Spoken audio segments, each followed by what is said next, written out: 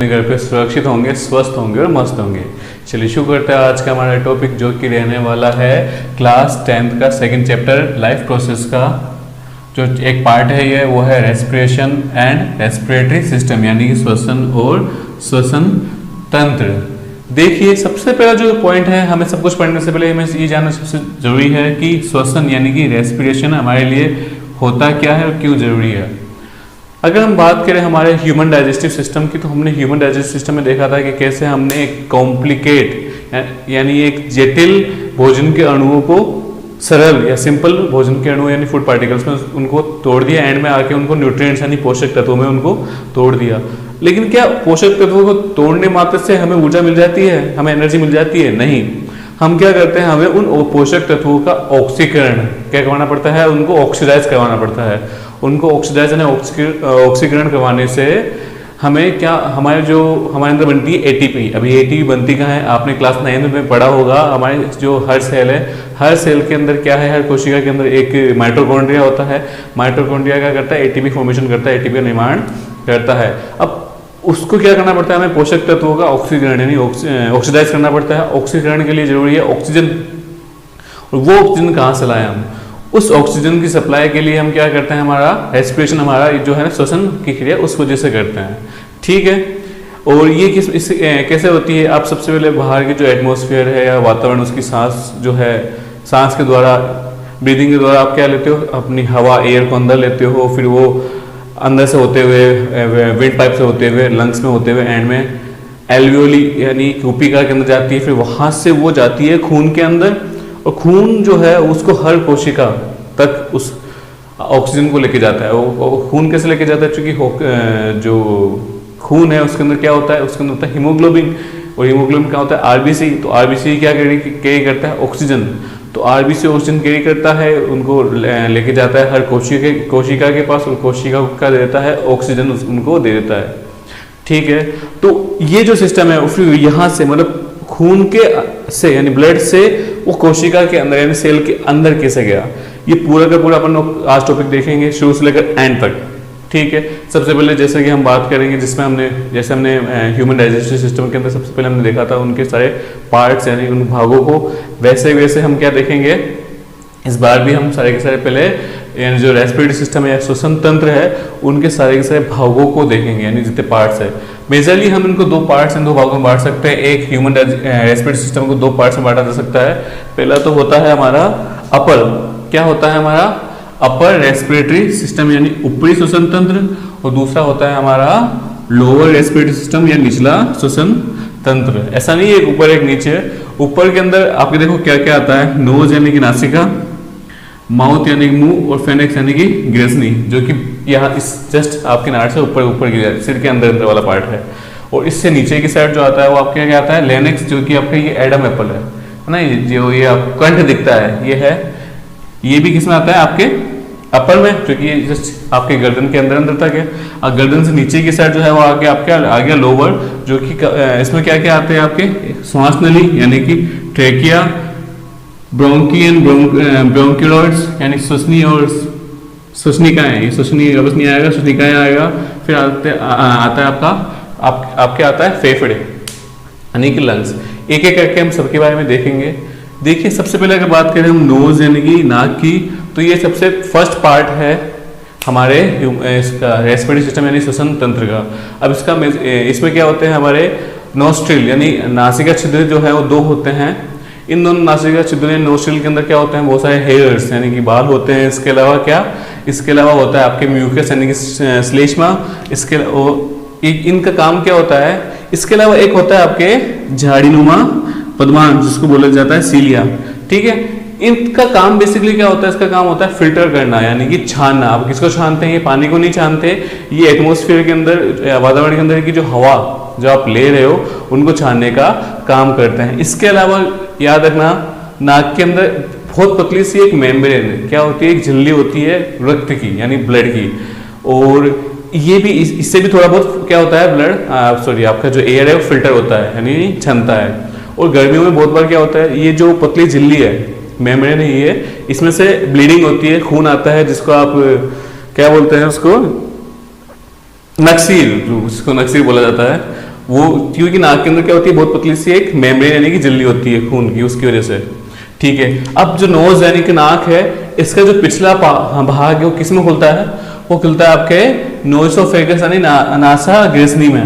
याद रखना, नासा ग्रेसनी में। और इसमें बहुत छोटी सी, मतलब नाक के अंदर, नोज के अंदर एक छोटी सी हड्डी भी होती है आगे की साइड, जो कि बॉडी से अलग रहती है, मतलब कि ये जो ओनली मांस से जुड़ी हुई है, जो आपके थोड़ा बहुत मूव भी होती है यानी हिल सकती है।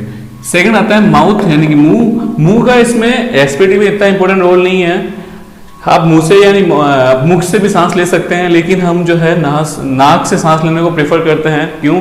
क्योंकि आपके मुंह के अंदर बाल नहीं है, आपके मुंह के अंदर सीलियां नहीं है, आप मुंह के अंदर से आपके एयर जो है उसको फिल्टर नहीं कर सकते, इसलिए हमें अपने नाक से ही सांस लेना चाहिए। इसके बाद में आता है आपके फेनेक्स यानी कि ग्रेसनी।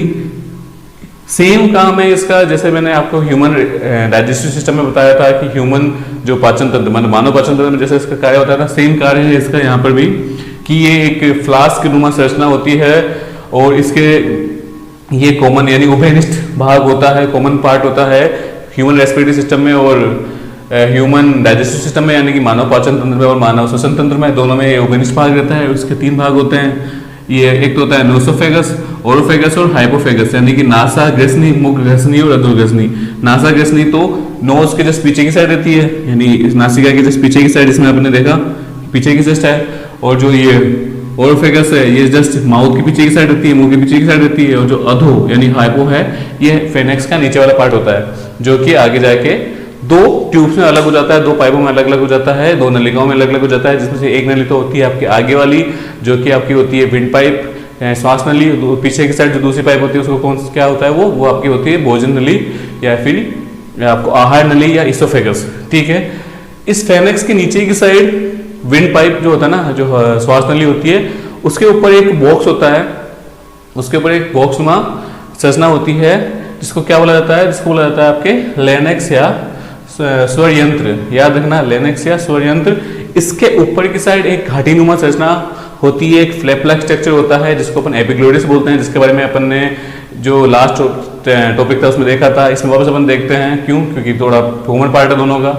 और ये जो फ्लैप लाइक स्ट्रक्चर है, घाटी नुमा संरचना है, इसको एपिग्लोटिस या घाटी ढक्कन बोलते हैं। इसका मेजर काम क्या होता है कि जो फूड पार्टिकल्स है, यानी कि भोजन के अवयव है, भोजन के कणों को श्वास नली यानी कि किसमें, विंड पाइप में या ट्रेकिया में जाने से रोकना। ठीक है, इसके बाद हम बात करें आपके एडम एप्पल की। इसको इसको इसको ही बोला जाता है आपके लेनेक्स स्वर यंत्र। ठीक है, जो कि आपके क्या है, स्वर तंत्र, ये जो दिख रहा है आपको। इसके अंदर क्या होता है, इसके अंदर 2 बारीक झिल्लियां होती है, मेम्ब्रेन होती है, जिनको क्या बोला जाता है, वोकल कॉर्ड या स्वर रज्जु। जब आप सांस बाहर छोड़ते हो, तो सांस बाहर छोड़ने की वजह से जो झिल्लियां हैं उनमें क्या उत्पन्न होता है, कंपन उत्पन्न होता है, वाइब्रेशन स्टार्ट होता है। उस वाइब्रेशन की वजह से आपके अंदर से क्या निकलती है, आवाज निकलती है। क्योंकि अपन ने देखा था कि आवाज जो है उसके लिए वाइब्रेशन जरूरी है, क्योंकि वाइब्रेशन से यानी कंपन से क्या होता है, ऑक्सीलेशन या दोलन निकलता है। याद रखना, हमारे गले के अंदर जो ये एडम एप्पल है या लेनेक्स है या स्वर यंत्र है, इस स्वर यंत्र के अंदर 2 पतली क्या होती है, बारीक झिल्लियां होती है, मेम्ब्रेन होती है, जिनको क्या बोला जाता है, वोकल कॉर्ड या स्वर रज्जु कहा जाता है। इन स्वर रज्जु की सहायता से इनकी कंपन की वजह से क्या होता है, आपके जो आवाज का निर्माण होता है। और बालावस्था तक, यानी कि जब तक आप बच्चे रहते हो तब तक तो ये बच्चों में, लड़का लड़की में सेम पाई जाती है, लेकिन जैसे ही आपके एडोलसेंस की एज आती है, किशोरावस्था आती है, तो लड़कों की तो क्या होने लग जाती है, जो शरीर के अंदर वोकल कॉर्ड है वो थोड़ा मोटा होने लग जाता है। और जो फीमेल की बात की जाए, लड़कियों की बात की जाए, तो क्या होने लग जाता है, पतला, जिसकी वजह से लड़कियों की जो आवाज़ है वो तो कैसे होने लग जाती है, तीखी और मतलब कि हाई पिच की, और जो लड़कों की आवाज़ है वो कैसे होने लग जाती है, भारी या लाउड। ये था अपना अपर रेस्पिरेटरी सिस्टम, जो कि ज़्यादा था नहीं इसमें, कि नोज है, नाक होता है, नाक के अंदर 2 छेद होते हैं, छिद्र, जिसे नासिका छिद्र यानी कि नोस्ट्रिल, नासिका तो क्या बोलता है, नोस्ट्रिल कहा जाता है। इसके अलावा इसके अंदर हड्डी होती है और इसके अंदर सीलिया और म्यूकस होता है, झाड़ीनुमा बदमाश और श्लेष्मा होती है। इसके अलावा इसका जो पीछे वाला पार्ट है, नेसोफेगस है, नासिका ग्रेसनी कहलाता है।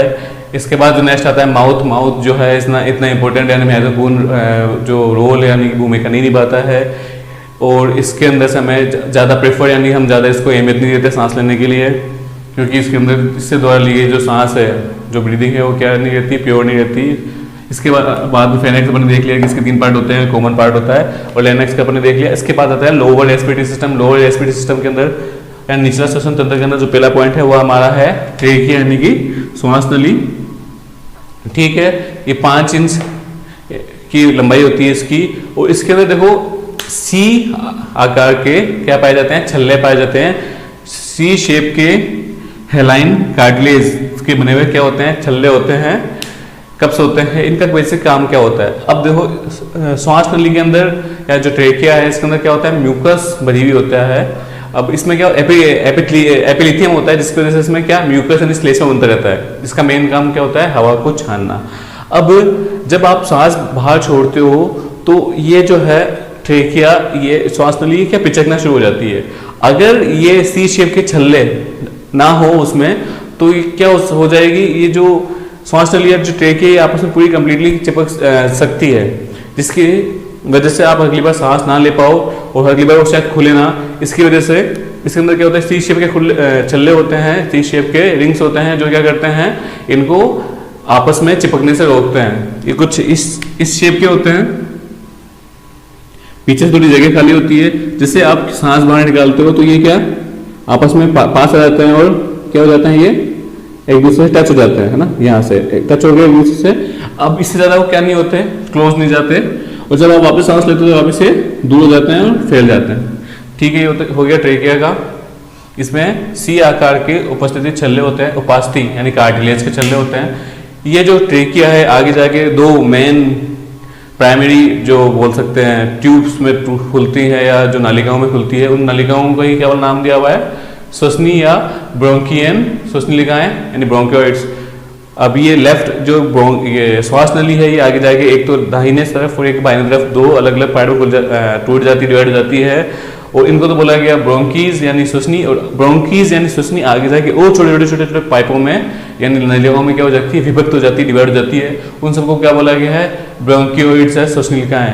अब जितनी भी श्वसनलिकाएं होती हैं, ब्रोंकियोइड्स होती हैं, उनके एंड में क्या होता है, उनके अंतिम सिरे के ऊपर एक गुबानुमा स्ट्रक्चर यानी गुबानुमा संरचना होती है, जिनको क्या बोला जाता है, एल्वियोली यानी कि कूपिका जिनको कहा जाता है। अब ये जो कूपिका होती है, ये जो एल्वियोली होती है, इसके अंदर से ही गैसों का आदान प्रदान यानी एक्सचेंज ऑफ गैसेज यहीं पे ही होता है।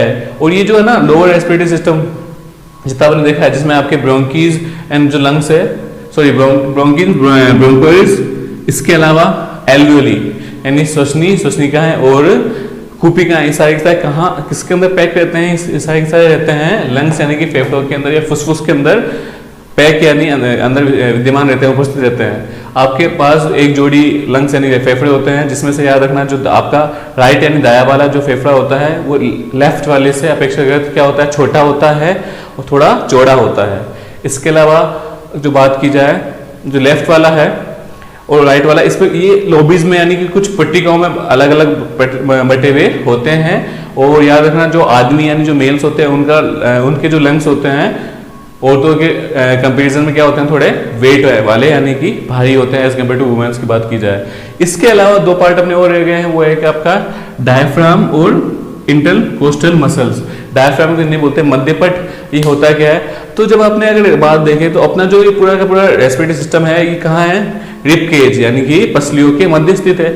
अब पसलियों की बात की जाए तो पसलियों के नीचे जैसे अगर बात करें, ये जो पसलियां हैं तो पसलियों के नीचे की साइड, यहाँ की साइड क्या होता है, एक मांस का या क्या होता है, एक शीट होती है, एक परत होती है, जिसको क्या कहा जाता है, मध्यपट या डायफ्राम कहा जाता है, जिसकी गति ऊपर की साइड और नीचे की साइड होती है।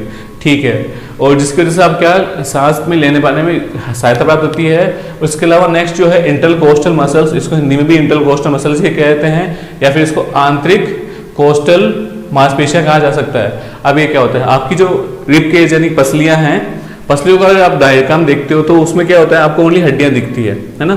उन हड्डियों के पीछे नहीं होता है आपका ये जो फेफड़े यानी जो लंग्स है, वो हड्डियां, उनके हड्डियों के पीछे की साइड क्या लगा होता है, मांस लगा होता है। याद रखना, उस पीछे क्या लगा होता है, मांस। तो अंदर एक पूरा एक जाल सा बन गया, एक मतलब पिंजरा सा बन गया, जिस पिंजरे के अंदर की साइड क्या लगाया हुआ है, एक मांस, मसल्स लगी हुई है।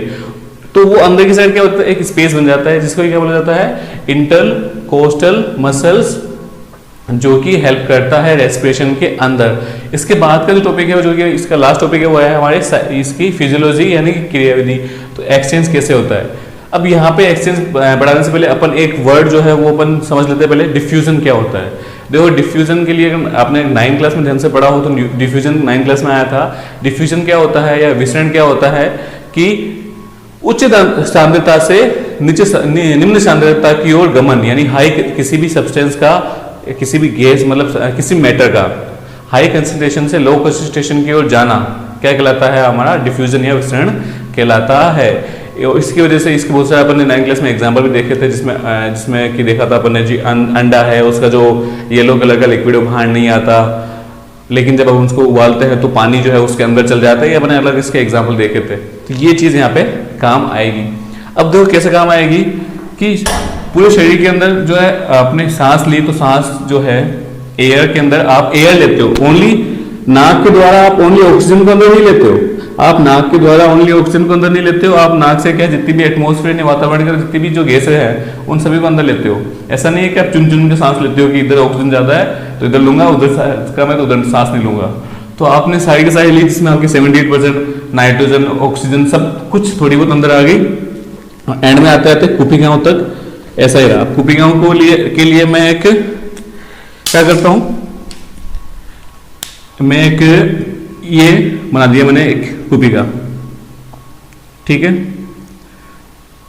अब कुपिका के ऊपर क्या होता है, कुपिका के ऊपर बहुत छोटी छोटी रक्त नलिकाओं का जाल बिछा हुआ रहता है, बहुत छोटी छोटी क्या ब्लड वेसल्स की पूरे के पूरे जाल बिछा हुआ रहता है। अब इसको कैसे समझ सकते हो आप, इसके लिए अपन एक एग्जांपल लेते हैं। जैसे मान लो आपका एक गुब्बारा है जिसको आपने गुब्बारे को भर दिया ना, गुब्बारा ले लिया आपने एकदम किसी भी कलर का, येलो कलर का आपने गुब्बारा ले लिया, इमेजिनेशन करो, और आपने क्या किया, एक धागा ले लिया लाल कलर का है ना, उसको आपने गोंद में डाला, गम में डाला, और फिर आपने उस एक सिरे को पकड़ के दूसरे सिरे को उसके चारों तरफ आप लपेट रहे हो, तो कैसी शेप बन जाएगी।